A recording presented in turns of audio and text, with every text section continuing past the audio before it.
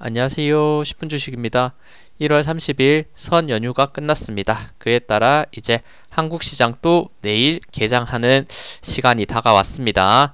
그에 따라서 주목해야 될 종목들을 말씀을 드릴 거고, 한국 같은 경우 역시나 휴장이었기 때문에 평온하게 설 연휴 즐겁게 쉴 수 있었지만, 미국 같은 경우에는 굉장히 큰 쇼크도 오고 급락도 나오고 하는 이런 모멘텀들이 정말 쉽지 않은 모습을 보여줬었는데, 대부분 알고 계시겠지만 그 부분에 대한 정리를 잠깐 말씀드리고, 한국에도 이제 끼칠 수 있는 영향, 그 관련된 종목들 말씀을 드리도록 하겠습니다. 네, 일단 정말 간단하게 이렇게 제가 이전에 말씀드렸던 종목을 말씀드렸던 부분을 짧게 말씀드리면, 중국 딥시크가 정말 큰 쇼크를 가지고 왔죠.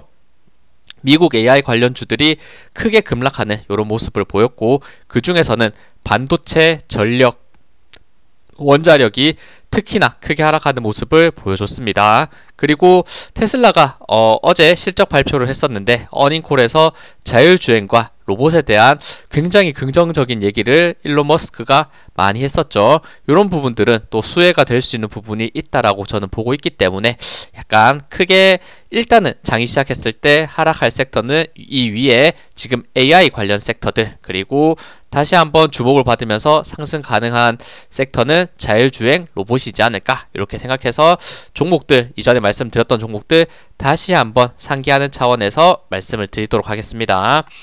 네, 일단 가장 먼저 봐야 될 것, SK 하이닉스겠죠. SK 하이닉스 역시 지금 가장 한국 주식 중에 엔비디아와 강한 연관성으로 이렇게 올라가는 부분인데, 그 전에 제가 엔비디아 차트 다 잘 아시겠지만 먼저 한번 보여드릴게요.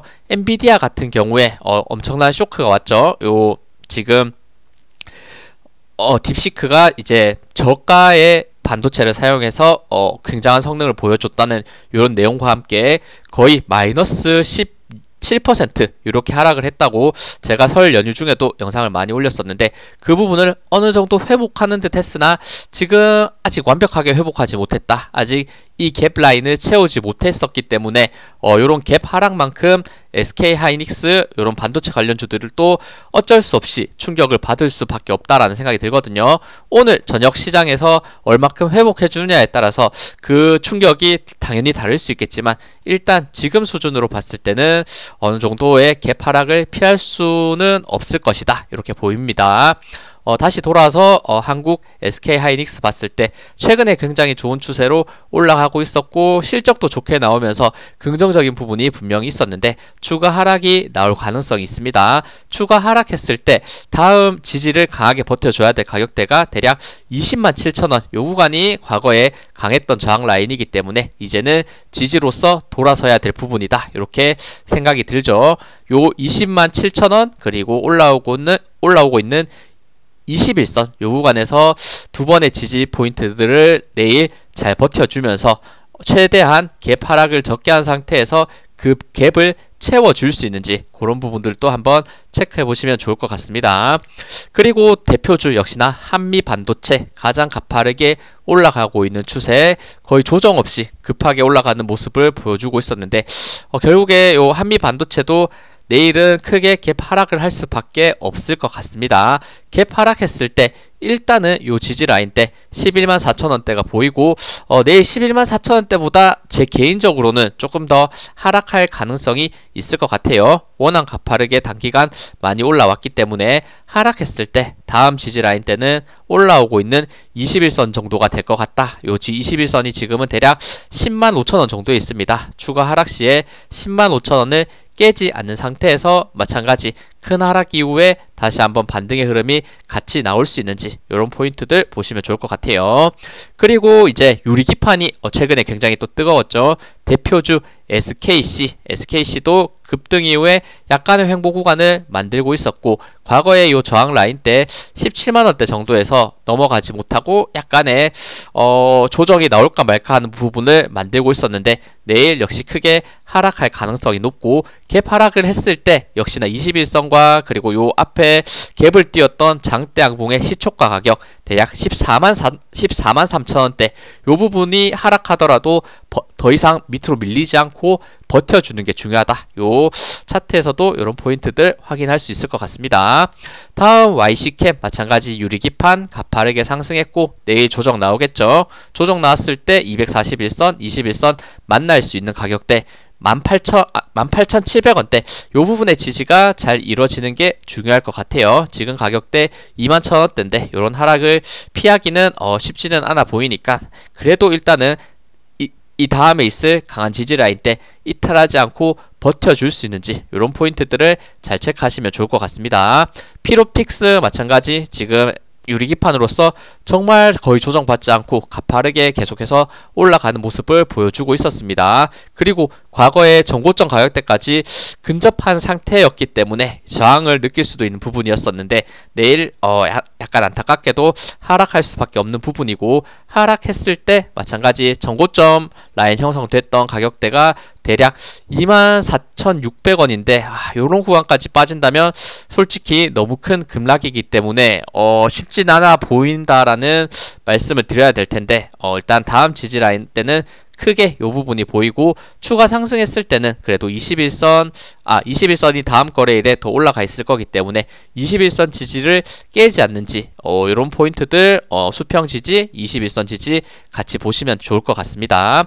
그리고 이제 전력 관련주 봤던 미국 주식 중에 특히나 전력 관련주 제가 대표로 말씀드렸던 비스트라 에너지입니다. 비스트라 에너지는 지금 월요일 급락이 있었을 때 마이너스 30% 한국으로 치면 거의 하한가 수준으로 빠졌다가 그래도 3거래일 연속 기분 좋게 회복을 해주려는 모습은 보여주고 있어요. 아무래도 많이 빠졌다 보니까 회복세도 다른 반도체주들보다는 조금 더 강한 모습을 보여주고 있는 것 같습니다. 이렇게 그래도 조금 반등하고 있음에도 불구하고 여전히 갭이 떨어진 상태에서 많이 하락을 했기 때문에 이런 전력 관련주 대표 현대일렉트릭 이런 종목들도 충격을 받을 수밖에 없다. 하락했을 때 요 지지 라인 때는 대략 39만 6천원대 이런 부분이 보이네요. 이 부분 39만 6천원대 깨지 않는 상태에서 잘 버텨줄 수 있는지 포인트로 보시면서 매매하시면 좋을 것 같고 그리고 전력 역시 효성중공업도 다시 한번 역사적 신고가로 올라가나 이 부분까지 흐름이 좋게 나왔었는데 결국에는 조정이 나올 수밖에 없고 조정 나왔을 때 이것도 쉽지 않아 보이는데 일단은 21선 대략 44만원 요 정도에 잡혀 있다는 것을 한번 체크해 보시면 될 것 같습니다. 다음은 일진전기도 굉장히 가파르게 올라가고 있다가 지금 의미 있게 지금 역사적 고점 라인 때 정말 강했던 저항 가격 29,600원 돌파 이후에 이제는 조정이 나올 수밖에 없을 것 같고 조정 나왔을 때 역시나 이 지지 라인대가 저는 정말 강한 지지 라인대라고 생각하고 있기 때문에 21선과도 거의 지금 맞물려 있죠. 29,600원대 하락하더라도 깨지지 않는 상태에서 버텨주는지 이런 포인트들 체크해 보시면 좋을 것 같습니다. 그리고 LS 일렉트릭도 최근에 정말 좋은 추세로 만들고 있다가 다시 약간의 조정이 나올 수밖에 없는 부분 조정 나왔을 때 지금 갭을 띄우기 전에 요 가격대 그리고 21선이 올라와서 같이 지지를 버텨줄 것 같은데 요 19만 3천원대 요 부분을 일단은 이탈하지 않는지를 보시면 좋을 것 같아요. 지지 구간 두 번 체크해드리면 20만 5천원 그리고 19만 3천원대 이 두 포인트를 버텨내는지가 일단은 중요해 보입니다.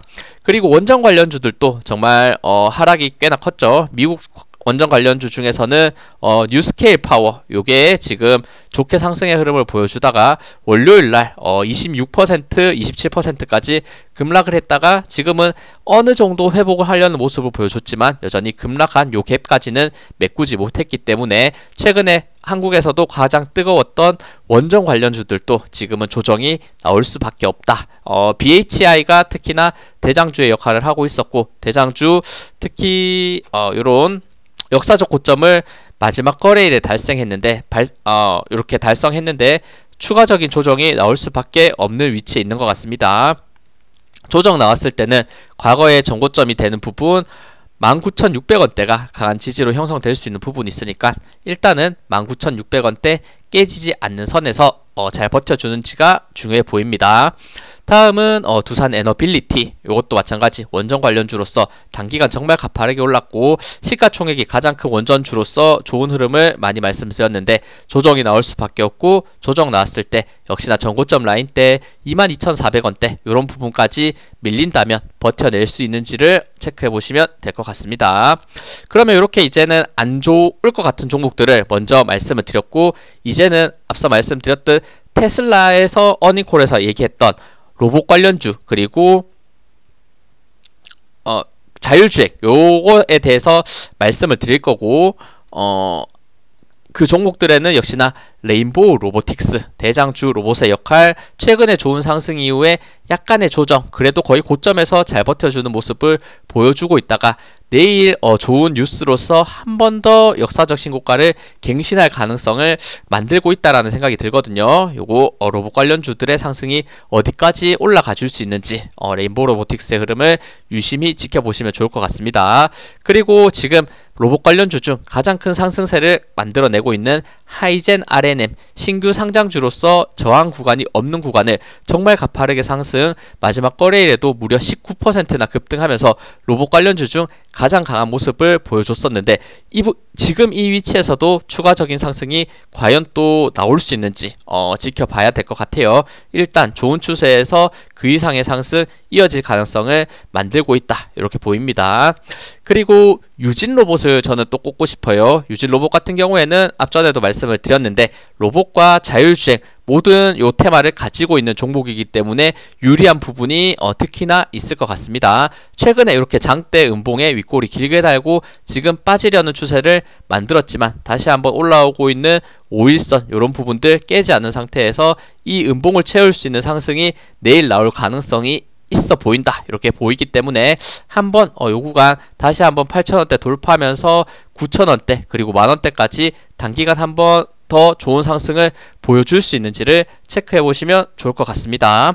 그리고 자율주행 관련주 중에 최근에 가장 강했던 SOS랩, 요것도 신규 상장주로서 중요 저항 라인대들 돌파 이후에 역시나 테마가 들어올 때 신규 상장주들의 강한 모멘텀이 나왔던 요 종목이고, SOS랩 최근 이제 쌍봉 흐름을 만들면서 이제는 약간 꺾이나 싶었는데 내일 요 매물대를 소화하는 상승이 나올 수 있는지 요런 포인트들, 그리고 퓨런티어 마찬가지 자율주행에서 빼놓을 수 없는 종목이죠. 최근 급등 이후에 고점을 몇 번 찍는 모습을 보이다가 그래도 횡보의 모습으로 잘 고점에서 버티고 있었는데 내일 요 저항 라인 때 31,000원, 32,000원대까지 올라가 줄 수 있는지와 이번에는 돌파까지도 나올 수 있는지를 조금 더 지켜봐야 될 것 같습니다.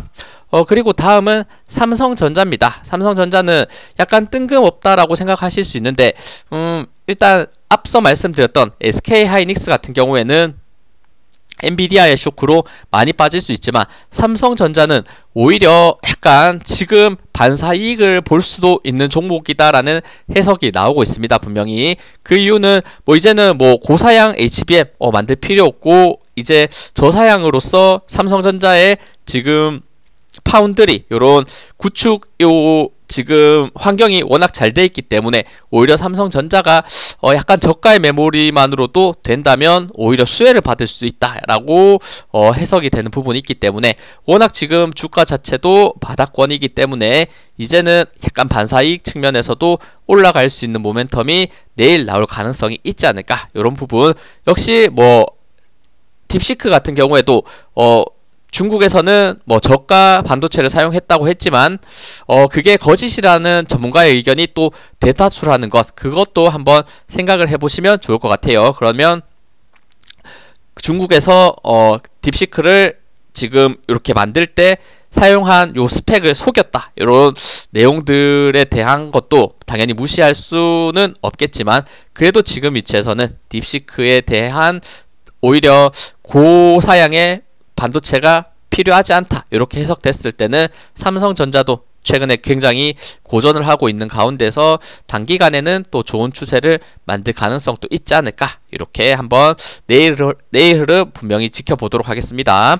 그리고 이제 테슬라 말고도 메타가 또 좋은 흐름을 보여줬죠. 메타 관련주 같은 경우에는 사실 직접적으로 한국 관련주에서는 찾기가 힘드나 그래도 메타에서 또 지금 하고 있는 VR, AR 요런 사업들이 또 부각을 받을 수 있기 때문에 덱스터 그 중에서 특히나 과거에 메타버스 관련주로 주목받았던 덱스터가 최근의 추세는 그래도 가장 좋았기 때문에 대장주의 역할로 다시 한번 올라갈 수 있지 않을까. 메타의 그 실적 어닝 서프라이즈에 대한 후광을 받으면서 그래도 최근 많이 눌린 상태에서 올라갈 수 있는 모습도 보여주지 않을까 생각해서 덱스터도 한번 추가해서 보시면 좋을 것 같아요. 최근 한번 큰 파동을 만든 상태에서 그 파동을 반납한 부분인데 다시 한번 바닥권 다지면서 추가 상승, 결국에는 이런 부분도 매집이었다라는 얘기가 됐을 때는